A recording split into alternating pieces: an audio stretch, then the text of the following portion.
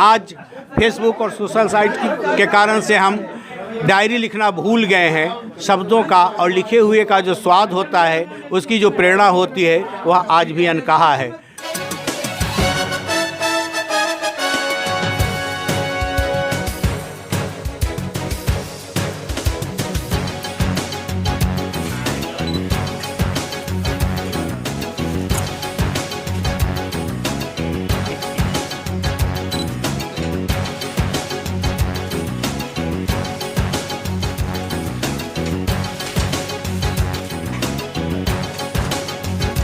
Diary लिखने का सीधा सीधा अर्थ होता है कि हम अपनी दिनचर्या का अवलोकन करते हैं और शाम में उसका मूल्यांकन करते हैं।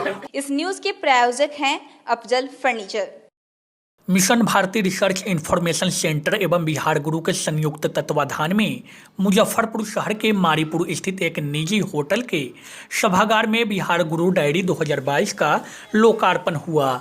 इस मौके पर अतिथियों का स्वागत करते हुए मिशन भारती एवं बिहार गुरु के राष्ट्रीय अध्यक्ष अविनाश तिरंगा उर्फ ऑक्सीजन बाबा ने कहा कि पिछले वर्ष की तरह इस वर्ष भी बिहार गुरु डायरी 2022 का लोकार्पण हमारे लिए बहुत हर्ष की बात है।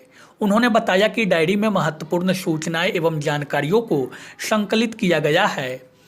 उन्होंने इस मौके पर उपस्थित पत्रकारों और श्रेष्ठजनों का अभिवादन करते हुए आने वाले नववर्ष की शुभकामनाएं दी।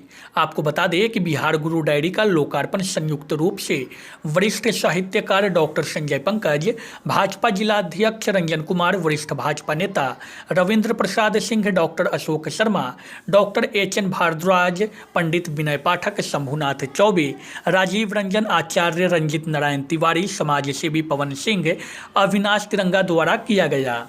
इस अवसर पर सभी ने एक दूसरे के साथ ही देश के समस्त नागरिकों के प्रति अपनी शुभकामनाएं दी और कहा कि बिहार गुरु एक बहुत बड़े संदर्भ को सहेज कर आज लोकार्पित हुआ है।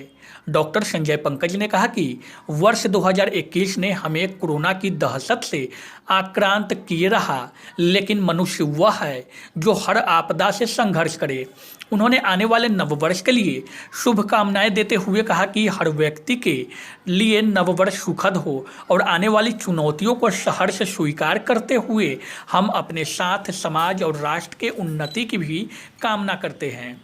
आयोजन के शुरुआत में आए हुए सभी अतिथियों को अंगवस्त्र एवं डायरी देकर सम्मानित किया गया, जिसके बाद सभी पत्रकारों को भी सम्मानित किया गया।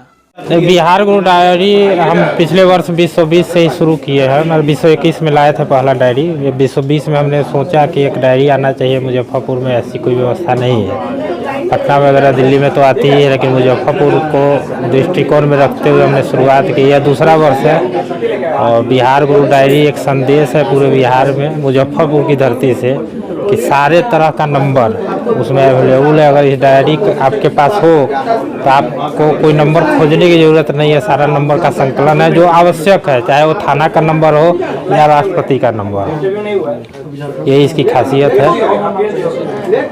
हमारे यहाँ साहित्य से लेकर समाज के पढ़े लिखे लोगों के बीच भी डायरी लेखन का प्रचलन रहा है। आज भी बहुत सारे ऐसे लोग हैं जो निरंतर डायरी लिखते हैं। डायरी लिखने का सीधा सीधा अर्थ होता है कि हम अपनी दिनचर्या का अवलोकन करते हैं और शाम में उसका मूल्यांकन करते हैं और यह भी आत्मविश्लेषण करते हैं कि हमने अच्छा क्या किया, बुरा क्या किया। अर्थात हमारे चिंतन को सतत सजग रहने के लिए भी डायरी लेखन एक अनिवार्य साहित्य और मीडिया का महत्वपूर्ण अंग हुआ करता था। लेकिन आज फेसबुक और सोशल साइट के कारण से हम डायरी लिखना भूल गए हैं। शब्दों का और लिखे हुए का जो स्वाद होता है, उसकी जो प्रेरणा होती है, वह आज भी अनकहा है।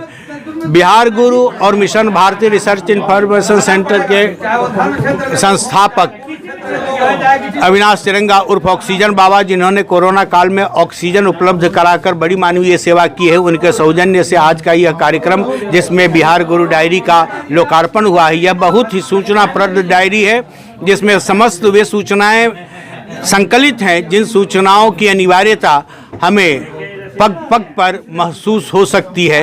तो ऐसे संपर्क सूत्र इसमें हैं और इस लोकार्पण में उपस्थित समस्त श्रेष्ठ जन अपने समाज के, बिहार की अघोषित सांस्कृतिक राजधानी मुजफ्फरपुर के वैसे लोग जो समाज से लेकर राष्ट्र के निर्माण में अपनी महत्वपूर्ण भूमिका का योगदान दे रहे हैं, और इसमें उपस्थित रहे समस्त पत्रकार बंधुओं को आने वाले वर्ष की चुनौतियों को स्वीकारने के लिए मैं एक संवाद के माध्यम से हम एक दूसरे से प्रेरित होते हुए निरंतर काम करें, क्योंकि हम जानते हैं कि हम उस विशाल भारत के नागरिक हैं जिस विशाल भारत ने सबसे पहले लोकतंत्र का संदेश संपूर्ण संसार को दिया, और यह वैशाली का ही जनपद है। जगत जननी सीता की प्राकट्य स्थली भी यही बिहार है। इस बिहार के वैभव का जितना भी हम उल्लेख करें बहुत कम है। बिहार की संस्कृति, बिहार की गुरुता बहुत महत्वपूर्ण है। इस डायरी के माध्यम से हम तुलसी बाबा का स्मरण करें कि बीती ताही बिसारिए आगे की सुधि लेहूं। जो बीत गया बहुत ही शोकपूर्ण भी रहा होगा,